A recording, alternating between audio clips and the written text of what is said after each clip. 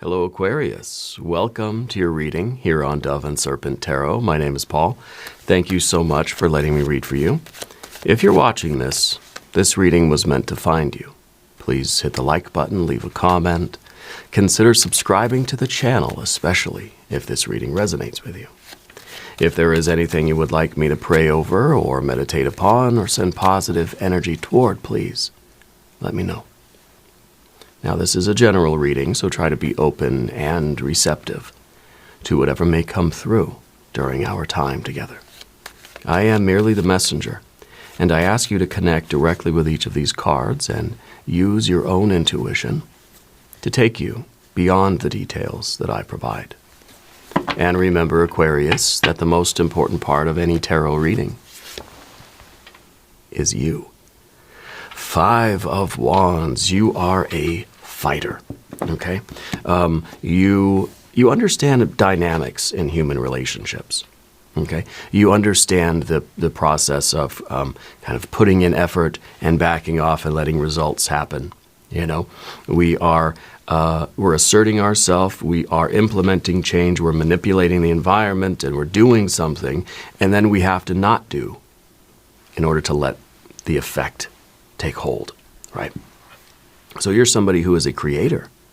You have a very strong connection with spirit. I'm feeling that you really understand. You understand the ebb and flow of life. You know, the running forward and then the resting. You know, you understand the intense workouts and then the rest days where your muscles can heal and things can actually grow, right? You're not getting stronger in the gym. You get stronger the next day when your muscles are repairing themselves, you know. I like this energy for you. I think this is very assertive. It's very confident. I think you're somebody that people really want to have on their side. You really, people want you on their team, you know. When people need backup, they call you, right? Because you know how to bring the energy. And you know how to control your energy too, right? This is that Saturn in Leo energy, and it's such a beautiful card. And that the Saturn there is, to me, it makes it feel like we know how to use the accelerator. You don't just have one speed; it's just on, always on, right? It's a variable speed, yeah. And you know how to adjust that. You know how to sort of use the knob on the stove. You know, you don't have to boil everything, but not everything is kind of a slow cook either. And so I like this. Let's put this into some context. What are you fighting for? Yeah. Let's see. Let's put some more cards on the table here. We've got that 8 of Swords, that rumination. We've got a 7 of Pentacles. We've got a 6 of Wands. We've got the Hanged Man energy. And we've got the Magician. Now, the Magician is really the one that knows how to use the magic of that fire energy, that creative will, right? But the Magician, in order to become a great magician, we got to get through that mental chatter, okay, that rumination. We don't want that to become anxiety or depression or despair, right? Path of the Serpent, we have the universe itself. We have the 7 of Cups. We have a Tower. And we have 9 of Pentacles. The Tower is sort of the destruction, and the 9 of Pentacles is the construction, right? We have sort of the anabolic and the catabolic processes. Yeah. So I like that. I think that we're trying not to destroy anything. What we're trying to do is build something up. So when we're looking at that creative, fiery energy, we realize that it could really tear things down and destroy things. We're bringing our fight, we're bringing our energy to something. We got to be careful with it. You're a powerful person, right? You know your own strength. And if you hold it too tightly, you're going to smash the egg, right? You got to sort of hold it gently, delicately, in order to create, you know, whatever it is you're creating, whatever the success, whatever the progress is that you're trying to reach. Okay? I think that's a big win. Let's select our mystery card, bonus card, confirmation card. This is a random card from the Smith-Waite Tarot. This is the Factor Infinite and unknown. We're going to set it down right here. And we're going to put Michael Scott right on top. We're not going to look at that card until the very end. Okay, but it will tie everything together, and it will give us the confirmation that we need. If you have a prediction, please put it in the comments down below. Let's take a look around the room. Okay, we've got some major arcana. We have 1, 2, 3, and 4, and even even these two kind of give us a contrast, right? Because the Hanged Man is sort of acquiescing. The Hanged Man is not asserting itself, not doing its will. It's sort of surrendering to something. Maybe this is the idea of surrendering to that spiritual will, surrendering to our higher sort of discernment, our higher wisdom, our magician, right? It could be a sacrificing of the ego to something greater. Okay, and then even over here with the world here, or the universe card and the tower card, we're trying to build a world, not destroy a world. So we see a bit of a contrast here. It could be that in our ego energy, we really are kind of feeling the 7 and the 7. We're feeling a little bit of the disappointment, a little bit of the decay of a particular feeling about a situation that we're in. We're feeling that things are just kind of getting worse, and we kind of want to smash it. But our higher wisdom, our higher spiritual discernment is saying, no, we don't smash it. We apply that fierce, fiery, creative energy to it in order to build it and make it better, to improve it, to make progress. So we're kind of overriding the egos. The ego is like a child, just wants to smash something. It's not working, smash it. It upsets me, I'm going to break it, all right? And instead, we're applying this energy to build something up, to make progress. Yeah. Well, I like this. A lot of major arcana. We've got fire, we've got water, we've got a little bit of air, and we have our earth. Now, the earth energy right there, this is the big win. You're making magic here. You're going from a 7 of Pentacles to a 9 of Pentacles. Isn't that nice? Right? Isn't that nice? You're going from a failure to a win, from failure to success. So that right there, that's a pure win. Okay, and it's because you're getting out of this mental chatter. You're recognizing this for what it is, and we're sort of sacrificing ourselves to our higher discernment, and we're letting the magician take over. And we're going to do what we need to do to adapt to the situation, despite how we feel about it. And we're going to construct it, and we're going to make it better, and we're going to keep going, and we're going to improve on it. Okay, so these two together, it almost feels as if you're kind of asking yourself, is this worth fighting for? Why? It's kind of like, we got this fiery energy, we've got this heat that's building up in us, and we're ruminating, we're stewing on this thing, and it's making us pissed off. Yeah, that's what the 8 does. The 8 is going to amplify any current feeling that you have, because it's rumination. The more you think about it, the more angry you get, right?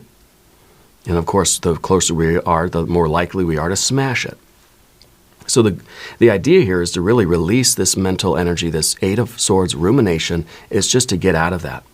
And sometimes it's as simple as just letting go. Hanged Man energy, just surrendering to the universe and just saying, okay, I give up. In my head and mentally, I give up with this thought process. Okay, because the 8 of Swords is like a tangle of wires. And if we're in our head, we can get tangled up by thoughts. Well, what if we just get out of our head?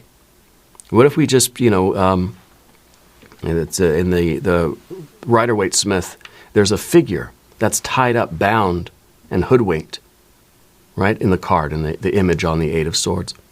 Well, what if they just dematerialized? They would just float right through their bindings. We would float right out of this tangle of wires. The only way to get out of our thoughts is to just get out of our heads, is to just sort of just surrender to something higher than us, surrender to that higher power, and that takes us out of our heads, takes us out of that tangle of thoughts, that rumination, okay? And sometimes that's what it takes, is just that surrendering, okay? So that's what but anyway, the 8 of Swords is always amplifying the feeling that we're in. So we've got this fiery fight energy, and it's sort of, we're fuming now. It's kind of like the smoke starting to come out of our ears and our faces turning red like in the cartoons because we keep thinking about something and it's making us more and more angry. All right? Now, underneath the surface, we've got the Seven of Pentacles. This is a card of the failure. This is and this is within you. So this is kind of like, this is part of who you are right now. And what I mean is that we are experiencing these little failures, these little setbacks, reaching a limit of something. What you've set out to do hasn't happened. We didn't succeed. We didn't reach the finish line. And now we're feeling like a failure. We're identifying with this energy. These are supposed to be little f failures. I've reached my limit, and now I know what the limit is. Tomorrow I can go back and I can push up against it again and try to scooch it out further and further and further. Instead, though, sometimes we get this failure, and maybe the next day we go and we're right up against it again. The next day we're right up against it again. We start to ruminate on that, and we start to stew about it, and we start to steam. We start to get mad about it because we're identifying with that big F failure, right? The big F failure. And that's going to be more destructive than constructive, okay? But you have this ability in you to keep approaching something. You're approaching this obstacle, this wall, this limit that you have. It's like you're in the gym and you're lifting weights. You know, they say you're lifting weights to failure because you're trying to invoke that small f failure because that's where the progress is. And so we're saying I'm lifting 100 pounds, I'm going to do it 10 times. Simple numbers. I'm a simple person. We're going to lift 100 pounds for 10 repetitions. Okay, I get to 10, 11, I can't do 11. That's it. My muscles failed, right? And then the next day you go back and you try to do 100 pounds for 11 repetitions. That's what we're trying to do. We're trying to just incrementally push past that limit. And maybe we'll fail at 11 or we'll fail at 12 this time. But what if we just keep failing at 10? And it's like for the longest time, I'm in there every day. I just can't get past this point. Every day I'm getting these little F's, you know, but I'm not seeing the progress every day exceeding a little bit further. I start to identify with those little F's and they start fusing together into a really big F monster, you know. And then, of course, then we react against that, and what we end up quitting, we end up sort of having an outburst and canceling the gym membership, or like throwing away our weights or something, or selling our gym equipment or whatever it is. And we just give up, and sometimes we feel better giving up like that and smashing the toy. We feel better for a minute. But then I think as time goes on, later that day, we start to regret that we smashed our toys. Because I couldn't figure out, it's like you got this Rubik's Cube and you're thinking one day you're going to do it, and every day you keep trying. And it feels like for a while we're getting a little bit better. But then we just reach a point, like a plateau, like a brick wall. I just can't get past it. Well, what you want to do, put the Rubik's Cube down, smash it with a hammer. Problem solved. Right? Problem solved. Because now that obstacle is gone. Well, so is the opportunity for success, though. Okay. So that's the Seven of Pentacles. The Six of Wands in the background position. You're somebody that has succeeded before. You're somebody that knows what victory feels like. Okay. And I think that you know that victory is not about solving the Rubik's Cube or getting the gains or pushing past your fail limit on your weights or whatever. The real victory is controlling ourselves. The real victory is your ability to go and face your problems every single day, even on those days where you don't feel like you're making any sort of progress. The victory is your self-control. Your victory is not smashing the toys. Right? And so you know what that is. This is it's a victory over ourselves. We're not fighting against the weights. We're not fighting against the Rubik's Cube. We're fighting against ourselves. And our human demand to see results. If I'm putting in effort today, I want to see results today. I want to go into the office tomorrow and see my stack of paper a little bit lower. It doesn't always work that way, though, right? Sometimes we're up against the same problem day after day after day, and there really isn't a lot of progress happening. But you know better than to smash your toy, you know. And so I like that we have that 6 of Wands in that background, because you've been here before. This is not something new to you. You've been in this situation before. Okay? You have faith in your talents. Spirit is saying that there might be some sort of personalities that are clashing, maybe at the workplace. And maybe that's part of our 8 of Swords too, that we're sort of ruminating. We're stewing on all of this sort of discord, all of this inability to have progress, all of this inability to succeed. And maybe we're ruminating on that. Maybe we're kind of thinking that there's other people to blame here too, and maybe it's just kind of like we're just getting mad generally, right? Spirit is saying that we need to surrender this anger, surrender this ego energy to God, Goddess, Deity, to Spirit, to our guardian angels, our spirit guides, our ancestors, and get out of our head, get out of the thought process of this, right? And maybe this is finding something in life that does not require your physical or even energetic assertiveness. Finding something in life that you can just passively sort of witness and enjoy and experience. Something that you don't have to do. You know what I mean? Something that you don't have to put together. You don't have to work. It's kind of like we're sitting down watching a movie. It's kind of like we're just floating in one of those water. What are those water tanks? The sensory deprivation tanks, or you're just floating in the pool, or you're just lying on the grass, or you're witnessing something, or you're experiencing something where you don't have to assert yourself, where you don't have to move anything or work anything or do any sort of controls. It's like go be a passenger in a car somewhere, or go take public transit. Yeah, that's always, I know that sounds silly, right? I love taking public transit. I love taking planes, trains, cars or buses or anything like this, where I don't have to drive, where I can just be a sort of passive witness to it, and I can sort of relax. And I don't know, maybe it's just me. I love that. You could put me in a submarine, an airplane, a spaceship. I don't care. As long as I'm not the one driving. Now, maybe that's because I drive. I've driven my entire life. For 30 years, I've been driving, very often professionally, for delivery companies and moving companies and things.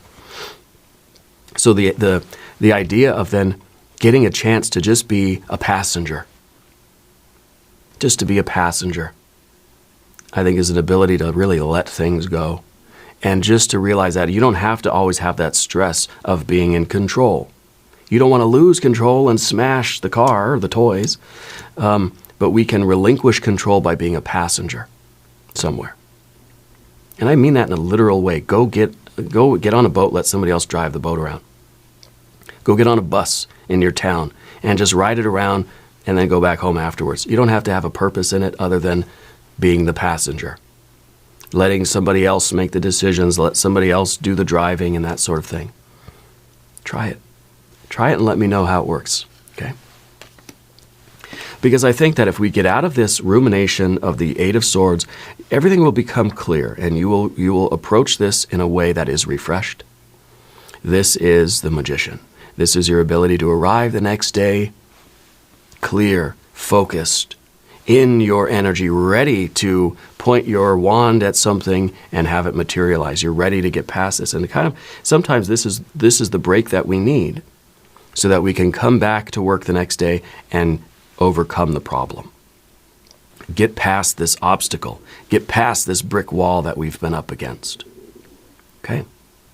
And that pure win is coming. That you're making the magic here. But I think we need to get out of that. We need to get out of this, right? And let this take over.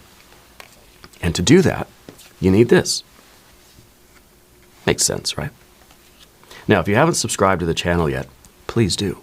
It's free, and it supports me and my family, and I really do Really do appreciate that. All the love and support really blows me away. I don't say it often enough.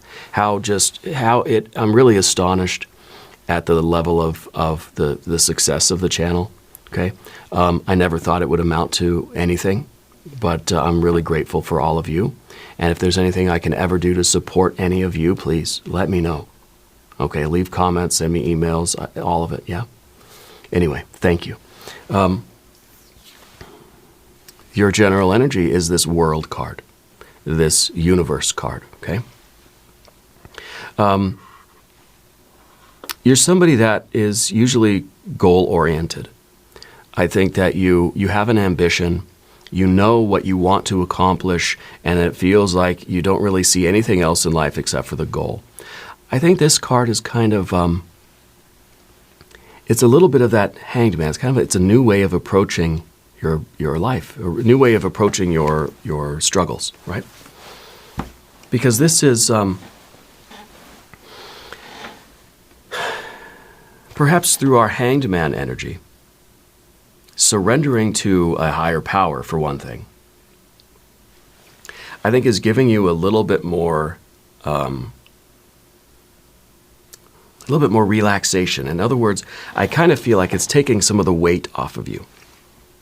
This is someone out in space, zero gravity, floating around, no burdens, right? You're not being crushed under the weight of something, your back's hurting, you're just sort of free and you're weightless. And this feels like a mystical experience. This feels like, in that I've done one of those flotation tanks. It wasn't quite sensory deprivation, but it was nearly that. But just to float in that salt water weightlessly, where you could really understand how your muscles are tense. That 5 of Wands showing tension as well. This is a state of pure relaxation, where you can then, or it's the opportunity for relaxation, because once we start to try to relax, we'll feel very, very truly where our tension lies. I keep tension in my jaw and my temples and in the middle of my back. Okay? You may carry your tension somewhere else. But we're never going to really discover that until we try to relax. And that's part of the Hanged Man too. Floating in that sensory deprivation tank, we realize how difficult it is for us to purely relax. So if you have the opportunity, try that. If not, just lie down on the floor, lie down on your bed. This could be a yoga nidra sort of meditation, where we lie down flat on our backs, close our eyes, and we try to put our consciousness in every portion of our bodies. We take it section by section, the hands, fingers, the wrist, the forearm, the elbows, the upper arms, the shoulders, right, the neck, the chest, the head, we go through as many of those little compartments of our bodies as we can, and we just sort of feel it. And we try to voluntarily relax it. And then once you feel it relax, it's almost like, oh, I didn't realize that it hadn't already been relaxed. Sometimes you could feel the muscles release and you just think, I didn't know that it was even tense there. You're right. And I think this is really a good practice for you, because I feel like the stress is starting to get to you right now. Yeah. In the environment, we've got that 7 of Cups, and that's sort of the feeling we get. We get this, we feel as if there's almost a hatred for what we're doing right now. Especially the 7 of Cups plus that 5 of Wands. It's like we feel that this is evil and we're going to smash it. Okay. And we have sort of a disgusting relationship with the world that we just do not like, and it affects our relationships. That kind of stress, if that's at work, at home, at school, whatever, it's bleeding out into other areas of your life. Other dimensions of your life are being affected by this. And so it's interfering with our relationships with the world itself, with ourselves, our bodies, and with the world outside of us and every other person out there. So you may find yourself not enjoying your family or your friends, not enjoying the things you used to enjoy, not being so cheerful or pleasant when you're getting your coffee in the morning, or things like that. But I guarantee that doing this relaxation, taking this day to relax, doing the yoga nidra thing, getting in touch with your body and the tension, getting out of your mind a little bit, becoming a passenger somewhere, is going to release a lot of this residue. I release a lot of these, let's say, toxins from your soul, from your spirit, from your body as well, right? Get a massage if you can, but do a sort of spiritual massage. Yeah. I think some relaxation meditations, especially the yoga nidra, everything that we've talked about is going to help you to wash away and purify some of this negative, toxic residue that's on you. Because it is affecting, it is coloring the way that you see the world. And we need to wash that. It's like you're driving the car through a windshield that's dirty. It's got mud. You know when you get mud on your windshield and you put the wipers on, it smears the mud and it makes it worse, right? What we need is some fresh water. Clear that off so we could see things as vividly and as vibrantly as they are. Sometimes the world just looks a little gray or green, I guess. I've noticed that in my life, that some periods of time in my life where it's just like colors are not as vibrant. You know, the sky isn't as blue, the grass isn't as green, roses don't smell the same. The world seems a little bit more gray.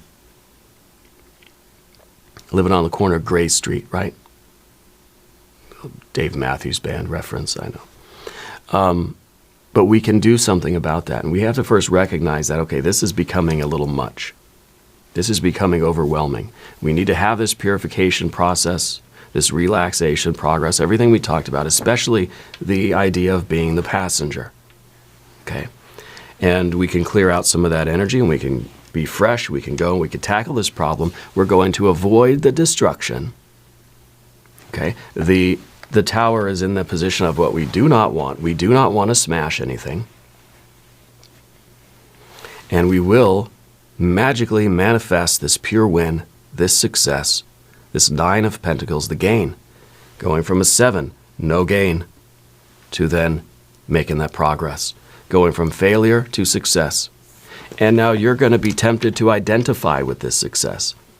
To feel that, okay, I've overcome this problem. I have the big capital S, success. Now I am a success. Now I feel good about me. Be careful there too. Okay? Because we identify with the success or the failure. And we're very much being controlled by external factors that we don't have any influence over, or very little influence over. We're putting all of our eggs in some other basket. And we can't trust that basket that it's going to take care of those eggs, right? So we do have to practice giving in and releasing, relinquishing control and being the passenger somewhere, right? But then when we get back to our main work, whatever it is, whether it's work or school or family or friends or I don't know, we want to be careful about identifying with our successes or our failures, because then we start to associate our work with our worth. The success that I've created makes me a success, and therefore I'm tied in with that. So if something doesn't work, it means I'm broken. If something fails, it means I'm a failure. Okay, and that's the risk that we're running here, and then we're right back in the same boat. We don't want the same boat. Okay, let's look at our mystery card. I want this to be good water energy. I want some cups. I want a 6, a 3, 6, 9, or 10 of cups. It would be absolutely perfect. Okay. All right. If you have a prediction, put it in the comments. Let's see what we have. It's a 9 of Wands. Okay. All right. We'll take it. More Wands. Now we got the 6, we got the 5, now we got a 9. The 9, I think, is really your ability to endure. The more that we are doing this, the more that we learn to relax and relinquish our control, the better off we're going to be in those moments where we need to be in control. And it's kind of, maybe it's counterintuitive. By practicing giving up control, we're becoming better at being in control. And then we're able to handle these situations better and better. We're growing in our strength. The 9 of Wands, resilience, strength, having a commitment to a purpose, having It's being able to go 10 rounds and then sleep it off and go back and do another 10 rounds tomorrow. So we're building up this fortitude within us through these kinds of situations. And then, of course, we have our 9 to 9 success. We have our 9 to 9 fire to earth manifestation. And the more work you put in, the more you're going to get out of it, the more reward, the more profit. I think there's a financial component here for you. And we realize that our efforts now are going to really result in positive changes in the world. Okay? We are going to achieve progress. We know how to deal with the lack of progress, or delayed progress, or a plateau, or whatever you want to call it, right? So I think that's a very good confirmation card. It's not the water energy that we wanted, but maybe in the extended reading, okay? We're going to do that now. We're going to do a hexagram from the Jing. We will do some oracle cards. There's a link up top. There's a link down below. New readings for Aquarius Thursday and Sunday. Be sure to watch both readings. Subscribe to the channel if you haven't yet. Leave a comment and let me know where in the world you're watching from. I want you to know that you're the most important part of Dove and Serpent Tarot. I thank you and I love you. And we're all in this together.